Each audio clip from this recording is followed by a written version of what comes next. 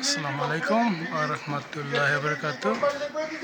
চলে আসলাম তিতাস উপজেলা ঐতিহ্যবাহী নারায়ণদী ইউনিয়ন আসমানিয়া বাজারে।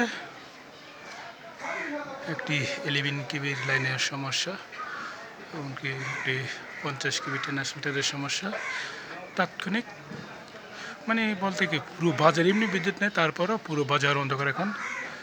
এই কাজটির জন্য আমাদের লাইন টেকনিশিয়ান বা আশমিন অভিযোগ কেন্দ্রের আওতায় ইউনিস মণ্ডল, কাছে আছে সাইফুল ইসলাম ভাই, রাসেল ভাই, গোপাল দাদা কাজ করতে। ধন্যবাদ। প্রচণ্ড তাপদাহের মাঝেও আমাদের লাইনম্যান ভাইয়েরা বসে নেই, তাৎক্ষণিক গ্রাহকের অভিযোগের সাথে সাথে পদক্ষেপ নিয়ে কাজ করতেছে।